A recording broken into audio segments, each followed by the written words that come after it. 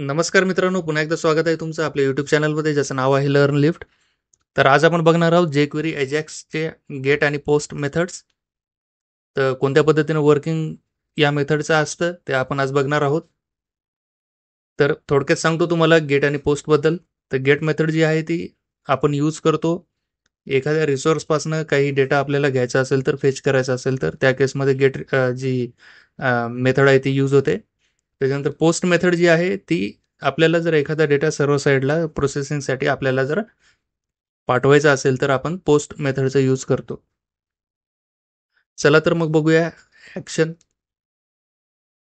तर इन ॲक्शनमध्ये आपल्याला बघण्यासाठी आपल्याला बघावं लागेल की आपण कोणत्या पद्धतीने, कोणत्या वेनं मेथड जे आहेत ते आपण कॉल करू शकतो. तर आपल्याला मेथड्स कॉल करण्यासाठी 2 बटन्स आपण घेतलेले आहेत इथे, गेट स्टोरी आणि पोस्ट स्टोरी.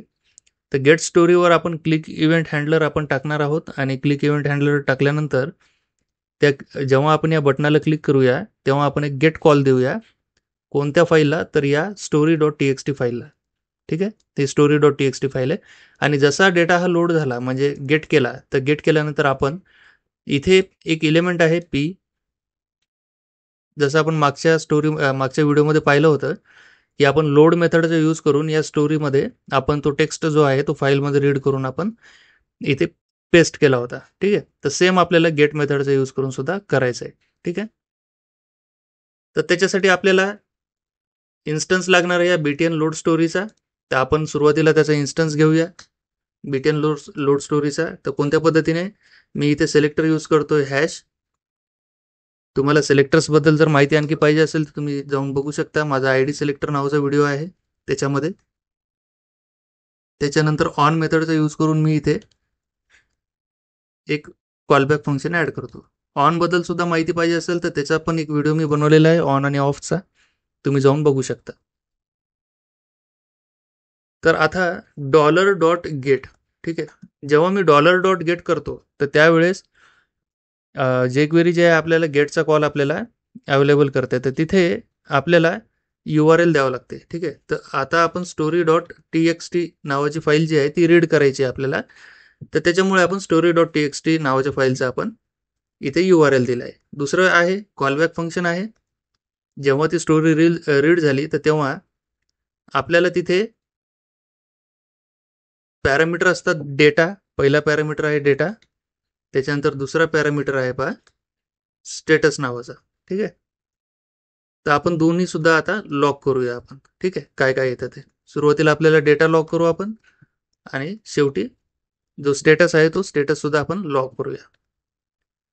तर जेव्हा आता मी या बटनावर क्लिक करतो बीटीएन लोड स्टोरीवर, तुम्ही कन्सोलमध्ये बघू शकता स्टेटस काय आला आपलं सक्सेस, आणि डेटा जो आलेला आहे तो जो टेक्स्ट त्या फाईलमध्ये आहे तो डेटा इथे दिसलेला आहे. तर आपल्याला काय करायचं आहे आता, जेव्हा हा डेटा लोड झाला तेव्हा हा जो आयडी आहे पी टॅगचा, या आयडीला आपल्याला, या पी टॅगला आपल्याला तो डेटा जो आहे तो असाइन करायचा आहे. त्याच्यासाठी मी काय करतो,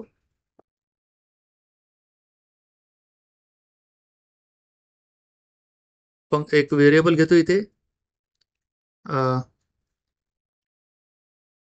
फेच डेटा म्हणून. ठीक आहे, सुरुवातीला याला नल असाइन करतो मी. आता मला काय करायचं आहे या व्हेरिएबलमध्ये, कारण की हाच डेटा आपण यूज करणार आहोत पोस्टसाठी. ठीक आहे, तर मी या व्हेरिएबलमध्ये हा डेटा जो आहे तो स्टोअर करतोय. आणि जसं मी स्टोअर केल्या स्टोअर झाल्यानंतर आता हा जो टॅग आहे पी, या पी टॅगला मला तो डेटा जो आहे तो असाइन करायचा आहे. तर हॅश सिलेक्टर आहे, आयडी सिलेक्टर पुन्हा. ठीक आहे, इथे मी घेतो टेक्स्ट, जो काही पीचा टेक्स्ट आहे तो. ठीक आहे, त्या टेक्स्टला मी देतो हा डेटा, कारण की त्या पी टॅगचा मला टेक्स्ट बदलायचा आहे. ठीक आहे, तर तुम्ही बघू शकता आता जेव्हा मी हा डेटा फेच करेल त्या पी टॅगला तो डेटा जो आहे तो असाइन झालेला आहे इथे. ठीक आहे, पाहू शकता तुम्ही. आता हे झालं गेट.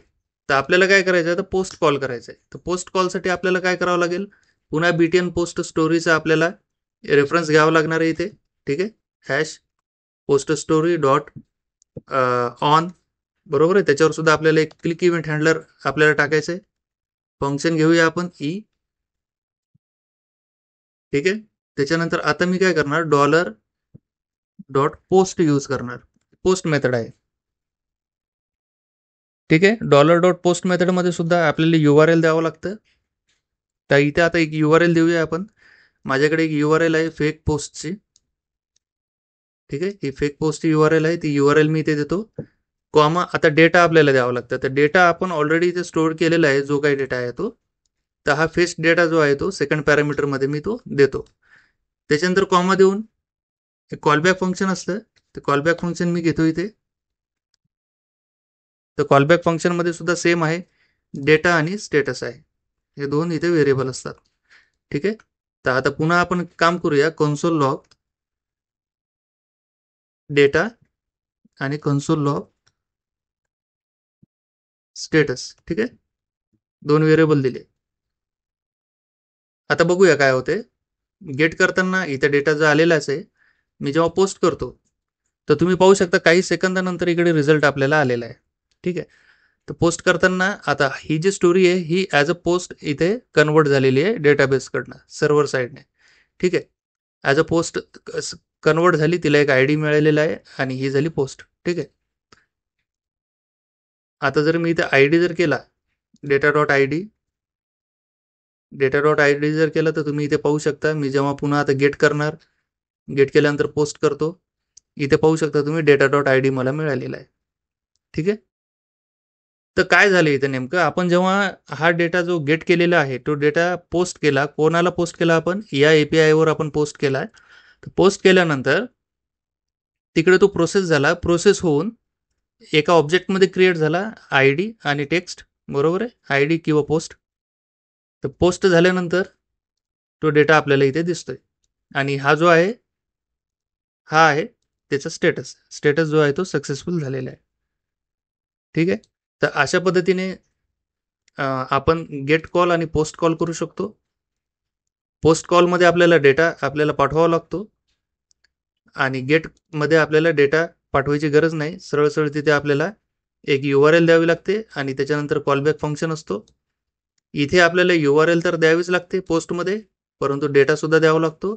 त्याच्यानंतर आहे कॉलबॅक फंक्शन. ठीक आहे. अशा पद्धतीचं हे गेट आहे आणि पोस्ट आहे.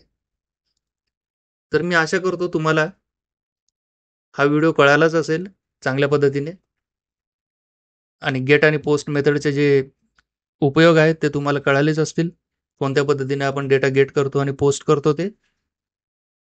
तर व्हिडिओ जर तुम्हाला आवडला असेल तर व्हिडिओला लाईक करा आणि चॅनलला सबस्क्राईब केल्याशिवाय जाऊ नका मित्रांनो. बेल आयकॉनला हिट करा जेणेकरून तुम्हाला नवीन अपडेट्स मिळत राहतील. धन्यवाद मित्रांनो.